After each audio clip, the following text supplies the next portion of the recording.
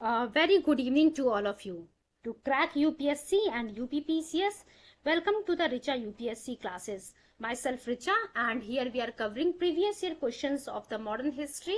Along with it, जिस भी topic का हम प्रीवियस ईयर क्वेश्चन बच्चों सॉल्व कर रहे हैं वहां पे जो है हम लोग जिस्ट भी कवर कर रहे हैं सो दैट सभी पॉइंट्स आप लोगों को क्रिस्टल क्लियर हो जाए और यू कैन से प्रीलिम्स से जुड़ी हुई कोई भी चीज आप लोगों की छूटे ना।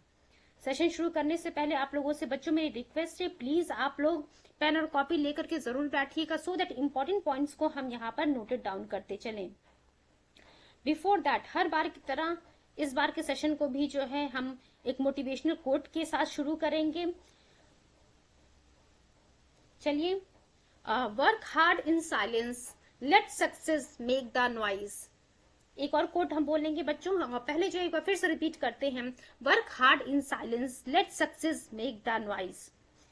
दूसरा कोट जो है, कामयाबी हाथों की लकीरों में नहीं, कामयाबी हाथों की लकीरों में नहीं, माथे की पसीने में होती है। चलिए बच्चों, आज के सेशन को हम शुरू करते हैं। आप सोचते होंगे मैम जो है हर बार के सेशन को क्यों मोटिवेशनल कोट से शुरू करती हैं। मोटिवेशनल कोट से शुरू करने के पीछे बच्चों एक कारण है। कारण ये है कि इस कोट के साथ जो है जब भी आप इस वीडियो को सुनेंगे कहीं ना कहीं जो है आप मोटिवेट होकर के ही सुनेंगे कि आपको जो है सक्सेसफुल होना है, हार्ड वर्क करना है। चलिए अब हम शुरू करते हैं अपने सेशन को। आज का हमारा टॉपिक है कांग्रेस का जो है बनारस अधिवेशन, कलकत्ता अधिवेशन एंड सूरत अधिवेशन। Means Banaras session, Calcutta session and Surat session of the Indian National Congress. Indian National Congress की अगर हम बात करते हैं तो थोड़ी सी चीजों को हम यहाँ पे डिस्कस करना चाहेंगे। आप सभी लोगों को पता है आईएनसी की स्थापना जो है 1885 में हुई थी। जब कभी भी आप इंडियन नेशनल कांग्रेस से जुड़े हुए प्रीवियस ईयर क्वेश्चंस को सॉल्व करेंगे या फिर मेरे लेक्चर को देखेंगे, वहां पे वेरियस टाइम ये क्वेश्चन पूछा हुआ है, आईएनसी किस ईयर जो है स्टैब्लिश हुआ था। ये जो है 1885 में स्टैब्लिश किया गया था। चलिए अब हम आते हैं अपने पॉइंट पे।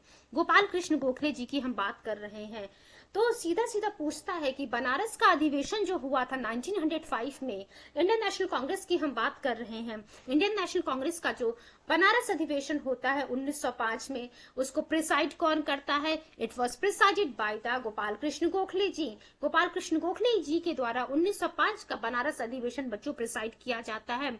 दूसरा क्वेश्चन ये पूछता है, अब देखिए गोपाल कृष्ण गोखले जी से जुड़ा हुआ ये जो क्वेश्चन है सर्वेंट्स ऑफ इंडिया सोसाइटी वाला, बहुत ही इंपॉर्टेंट है आपके एग्जाम पॉइंट ऑफ व्यू से। सीधा सीधा क्वेश्चन पूछा हुआ है, सर्वेंट्स ऑफ इंडिया सोसाइटी की जो है स्थापना किसने की थी और कब की थी? तो servants of India society was founded by Gopal Krishna Gokhale ji and it was founded in the year of 1905। 1905 में जो है सर्वेंट्स ऑफ इंडिया सोसाइटी की स्थापना की जाती है गोपाल कृष्ण गोखले जी के द्वारा। और एक जो क्वेश्चन अभी हम लोगों ने डिस्कस किया, जो इंडियन नेशनल कांग्रेस का 1905 का सेशन होता है वो किसके द्वारा प्रिसाइड किया जाता है? ये जो है गोपाल कृष्ण गोखले जी के द्वारा प्रिसाइड किया गया था। अब हम बात करते हैं बच्चों, अभी हम लोगों ने बनारस के अधिवेशन को डिस्कस किया 1905 में हुआ था ये। अब हम कलकत्ता के सेशन को डिस्कस करते हैं। Calcutta session of Indian National Congress was presided by Dadabhai Naoroji and it was held in 1906। 1906 में बच्चों इस कलकत्ता अधिवेशन को जो है क्या कलकत्ता अधिवेशन होता है और इसको प्रिसाइड करते हैं दादा भाई नौरोजी जी, जिन्हें हम कहते हैं grand old man of India. Grand old man of India नाम था, grand old man of India nickname है दादा भाई नौरोजी जी का। चलिए अब हम ये तो मैंने जो है आप लोगों को एक मोटा मोटा बता दिया। अब हम देखते हैं आखिर इसमें टॉपिक में क्या लिखा हुआ, जो जिस्ट हमारे सामने उसमें कौन सी बातें लिखी गई हैं। Please give me few seconds. चलिए अब देखते हैं बच्चों,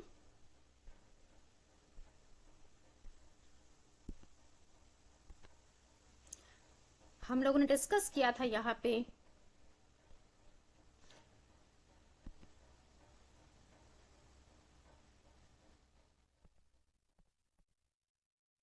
चलिए 1906 के अधिवेशन की हम बात कर रहे हैं।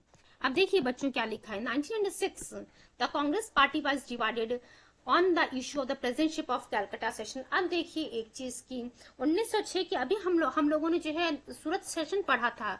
सूरत अधिवेशन 1907 वाला, जहां पे देखा था कि इंडियन नेशनल कांग्रेस दो पार्ट में डिवाइड हो जाती है, मॉडरेट लीडर्स, मॉडरेट्स में और एक्सट्रीमिस्ट में।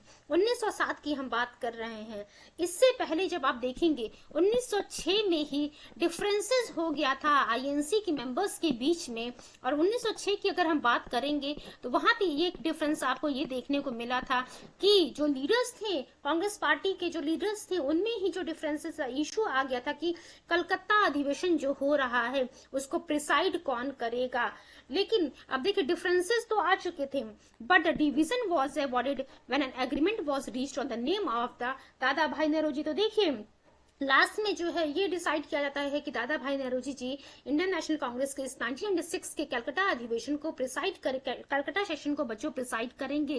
तो जो आप कह सकते हैं एक मन मुटाव था या फिर जो है डिवीजन जो था इनके बीच में, कांग्रेस के लीडर्स के बीच में, उसको अवॉइड किया जा सका जब इस सेशन को दादा भाई नौरोजी जी ने प्रिसाइड किया था। क्योंकि जो है ये दादा भाई नौरोजी जी की सबको रिस्पेक्ट करता था, इसलिए जो है इस पे किसी ने आपत्ति नहीं जताई।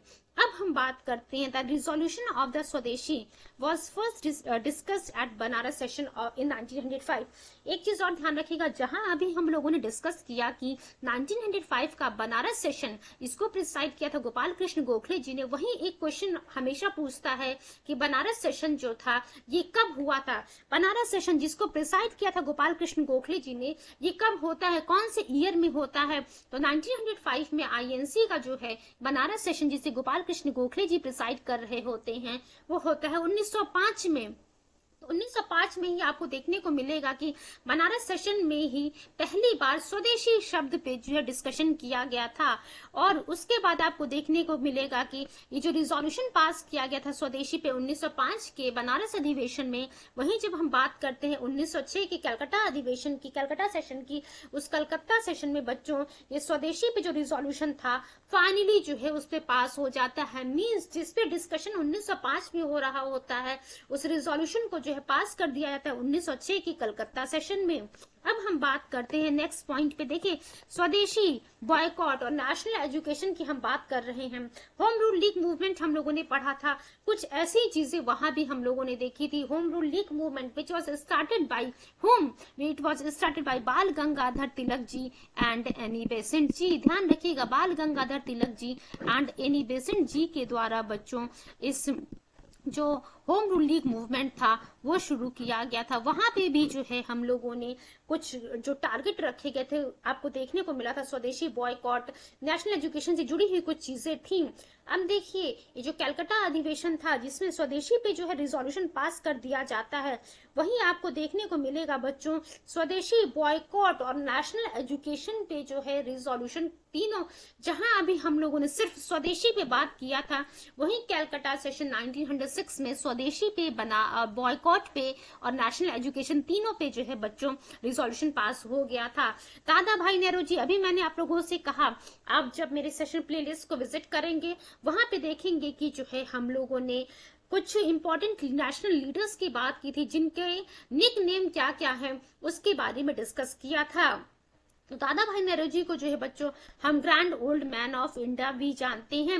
वेरियस टाइम ये क्वेश्चन रिपीट हुआ है आपके एग्जाम में, चाहे वो यूपीएससी का हो और यूपीपीसीएस का हो और सम अदर स्टेट का एग्जाम हो बच्चों, या फिर आप कह सकते हैं वन डे एग्जाम हो। देखिए ये बहुत ही इजी क्वेश्चन है, बहुत बार जो है वन डे एग्जाम कहिए, चाहे आप यूपी के लोअर सब ऑर्डिनेट कहिए, आरओ का एग्जाम कहिए, अपर सब ऑर्डिनेट कहिए, या फिर आप यूपीएससी कहिए, हर जगह क्वेश्चन पूछा हुआ है कि grand old man of India के नाम से हम किन्हें जानते हैं।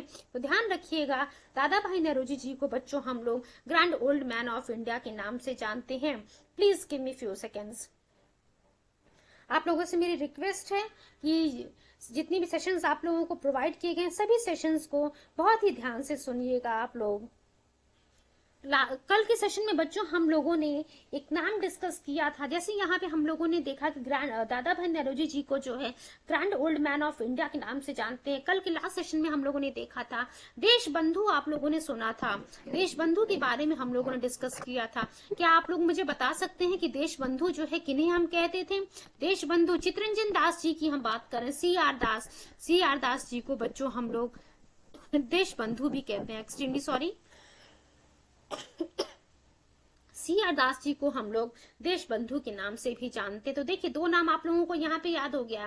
दादा भाई नौरोजी जी को हम grand old man of India के नाम से जानते हैं, एंड CR दास जी को बच्चों हम लोग देश बंधु के नाम से जानते हैं। वहीं अगर यहाँ पे एक क्वेश्चन आपको देखने को मिल रहा गोपाल कृष्ण गोखले, तो गोपाल कृष्ण गोखले जिनके बारे में थोड़ी देर पहले ही हम लोगों ने पढ़ा था, 1995 Banaras session of the Indian National Congress, it was presided by whom, it was presided bye Gopal Krishna Gokhale. तो ध्यान रखिएगा गोपाल कृष्ण गोखले एक और चीज से जाने जाते हैं, गांधी जी के पॉलिटिकल मेंटर कौन थे? प्लीज आप लोग मुझे चैट बॉक्स में बताइएगा, गांधी जी के पॉलिटिकल मेंटर कौन थे? गोपाल कृष्ण गोखले जी ही थे बच्चों महात्मा गांधी जी के पॉलिटिकल गुरु कह लीजिए, या फिर आप इन्हें जो है पॉलिटिकल मेंटर कह लीजिए। Gopal Krishna Gokhale ji also called as a political guru और the political mentor of the Mahatma Gandhi ji. चलिए नेक्स्ट पॉइंट हम डिस्कस करते हैं। यहाँ हम लोगों ने Dadabhai Naoroji, CR Das and Gopal Krishna Gokhale 3 important national leaders के बारे में डिस्कशन कर लिया है। अब हम आपसे डिस्कस करेंगे हम लोग Dadabhai Naoroji, also remembered as grand old man of India, discussed was the first Indian who got elected to the British Parliament in 1892 from the Finsbury constituency on a ticket of the Liberal Party। अब देखिए बच्चों यहाँ से क्या question पूछा है वो हम लोग जानना चाहेंगे कि सबसे पहला भारतीय कौन था जो ब्रिटिश पार्लियामेंट में फिन्सबरी कंस्टिट्यूएंसी से इलेक्ट हुए थे लिबरल पार्टी के टिकट पे।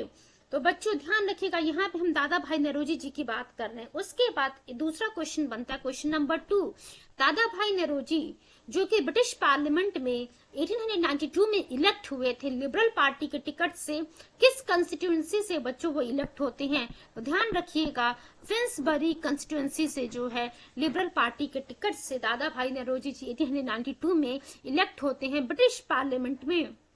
तीसरा क्वेश्चन ये पूछता है आपसे, क्वेश्चन नंबर 3 आपके सामने है, Dadabhai Naoroji who was the first Indian who got elected to the British Parliament in 1892 from Finsbury constituency on the ticket of which party? तो देखिए पूछ रहा है कि किस पार्टी के टिकट पे जो है दादा भाई नौरोजी जी ब्रिटिश पार्लियामेंट में 1892 में फिन्सबरी कंस्टिट्यूएंसी पे बच्चों फिन्सबरी कंस्टिट्यूएंसी से इलेक्ट होते हैं लिबरल पार्टी। क्वेश्चन आपके सामने आ गया, कौन इलेक्ट होता है? पहला भारतीय कौन? दादा भाई नौरोजी जी। कब होते हैं? 1892 में। किस कंस्टिट्यूएंसी से? फिन्सबरी कंस्टिट्यूएंसी से।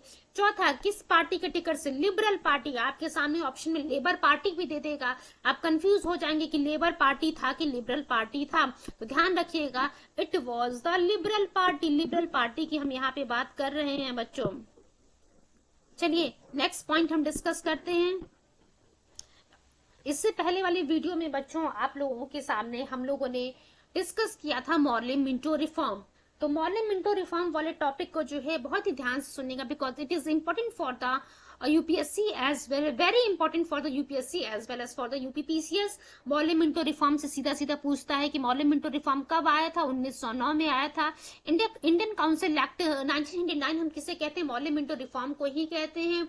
तीसरा पॉइंट बच्चों ये पूछा हुआ है कि इसमें से जो है मॉर्ले किस पद पे थे? तो मॉर्ले बच्चों सेक्रेटरी ऑफ इंडिया के पद पे थे। और मिंटो की हम बात करते हैं तो मिंटो बच्चों वाइसराय ऑफ इंडिया थे। ये जो मिंटो की हम बात करें, लॉर्ड कर्जन जो कि 1905 में जो है वाइसराय ऑफ इंडिया था, लॉर्ड कर्जन को रिप्लेस करके ही मिंटो को वाइसराय ऑफ इंडिया बनाया गया था। चलिए अब हम बात करते हैं नेक्स्ट पॉइंट पे। यहाँ तक हम लोगों ने डिस्कशन कर लिया दादा भाई नौरोजी वाली बातों को। अब देखिए यहाँ से पूछता है, नेक्स्ट पॉइंट लिखा, दादा भाई नौरोजी जी कब जो है इंडियन नेशनल कांग्रेस के सेशन को इन्होंने प्रिसाइड किया है? 1886, ध्यान रखिएगा 1886। देन 1893 की हम बात कर रहे हैं। Next one 1906। ये 3 वो ड्यूरेशन है जब दादा भाई नौरोजी जी ने इंडियन नेशनल कांग्रेस के सेशन को प्रिसाइड किया था। 1886, आफ्टर दैट 1903, देन 1906। अगर हम गैप देखते हैं बच्चों 1886 से लेकर के 1903 तक, तो आपको यहाँ पे अप्रोक्सीमेट 7 इयर्स देखने को मिलते हैं। और जब हम इसकी बात करते हैं, चलिए छोड़िए जो मैं ट्रिक बनाने की कोशिश कर रही थी बट मुझसे यहाँ पे ट्रिक नहीं बना। ध्यान रखिएगा 1886 का सेशन, देन 1893 का सेशन, आफ्टर दैट 1906, ये तीनों सेशन जो है प्रिसाइड किया जाता है दादा भाई नौरोजी जी के द्वारा। इंडियन नेशनल कांग्रेस के सेशन थे। नेक्स्ट पॉइंट हम देखते हैं क्या लिखा हुआ है यहाँ पे। चलिए अगला पॉइंट हम देखते हैं बच्चों क्या लिखा है। He was the first Indian to be appointed as a professor of the maths and physics in the Elphinstone College, Mumbai। अब देखिए आप सोच रहे होंगे कि आखिर ये बात क्यों यहाँ पर लिखा हुआ है।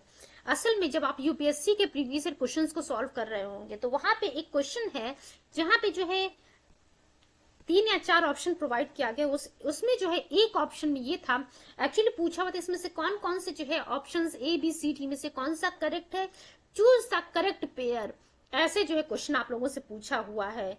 तो पहले भारतीय हम दादा भाई नौरोजी जी की यहाँ पे बात करेंगे, जो पहले भारतीय थे जिनको अपॉइंट किया गया था as a professor of the maths and physics. ध्यान रखिएगा मैथ्स और फिजिक्स के प्रोफेसर के रूप में दादा भाई नौरोजी जी को जो है अपॉइंट किया गया था एल्फिंस्टन कॉलेज मुंबई में। 1851 की हम बात करते हैं। ये राजगोपाल, जब हम लोगों ने सोशल रिलीजियस रिफॉर्म मूवमेंट से जुड़ा हुआ थ्योरेटिकल पार्ट जो है प्लेलिस्ट में आप लोगों के लिए अवेलेबल है, तो उस सोशल रिलीजियस रिफॉर्म मूवमेंट को बच्चों पढ़ना मत भूलिएगा।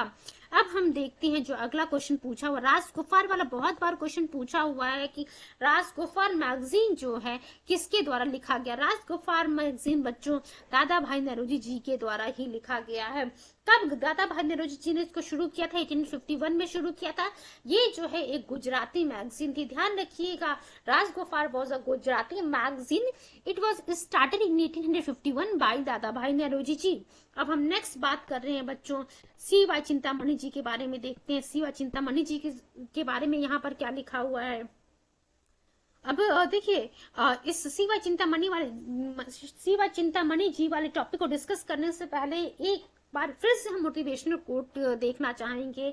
आप लोगों के लिए मोटिवेशनल कोट है, शरीर टूटे तो कोई बात नहीं, शरीर टूटे तो कोई बात नहीं, परंतु माँ बाप के सपने नहीं टूटने चाहिए। ध्यान रखिएगा आपको जितना हार्ड वर्क करना है करिए, ये मैटर नहीं करता है, बट मम्मी आपके जो माता पिता हैं, जो फादर मदर है, उनकी जो है जो सपने हैं उनको जरूर फुलफिल कीजिएगा, जरूर। क्योंकि हर माता पिता जो है अपने बच्चों के लिए कोई ना कोई सपना देखते हैं कि हमारे बच्चे जो है इस पद पे जाएंगे या इस एग्जाम को क्लियर करेंगे। जो भी है हर माँ बाप जो है सपने देखते हैं, तो उनको टूटने मत दीजिएगा, उनको पूरा जरूर कीजिएगा।